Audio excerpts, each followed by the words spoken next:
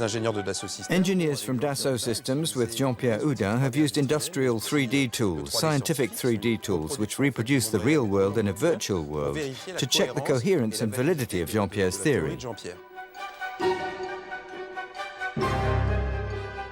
At the outcome of this study, convinced that Jean-Pierre's ideas are well-founded, Mehdi Tayyoubi's team has decided to make his theory accessible to the general public. We decided to use 3D not just as a scientific and industrial tool, but also as a 21st century media tool.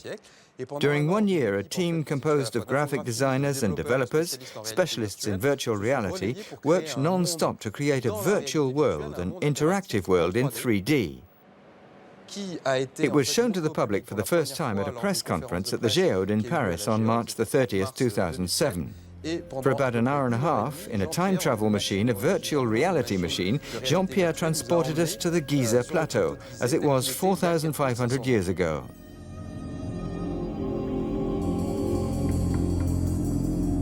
In this way, every stage of the pyramid's construction has been reconstructed in real-time 3D images. Even the workers' village, discovered by Egyptologists some 20 years ago, has been recreated.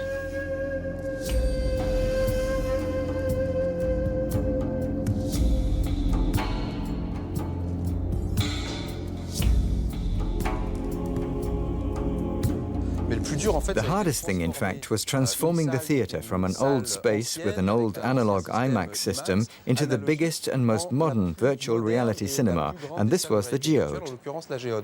The principal technological challenge was to take over the cinema every evening once the daytime screenings were over, and to set up our various computers and carry out tests on the 400 square meter screen. We spent quite a few sleepless nights, but it was a pretty exciting challenge.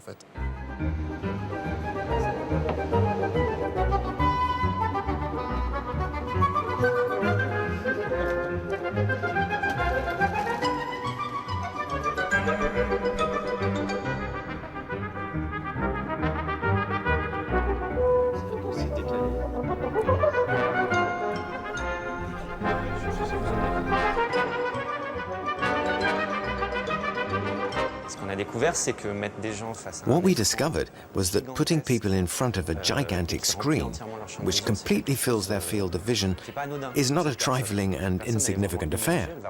People are totally immersed. They really feel things.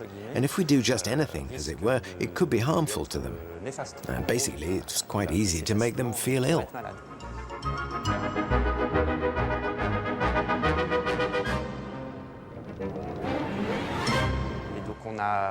So we gradually understood what were the best ways of moving within this environment and how to end up with something that's interesting.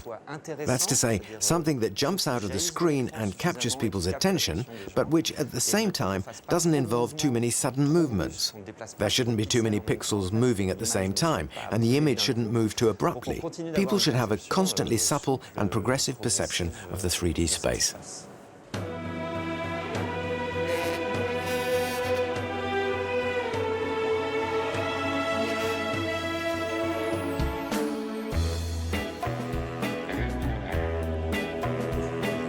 Le ride.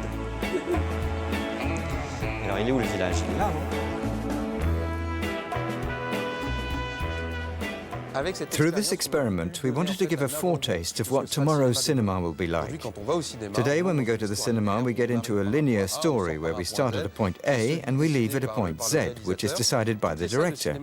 Every cinema today is being equipped with digital format equipment. We have the capacity to make stereoscopic images where the viewer is immersed.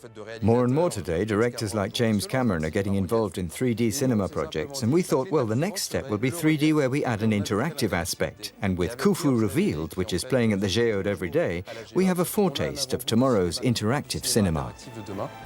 Et hop!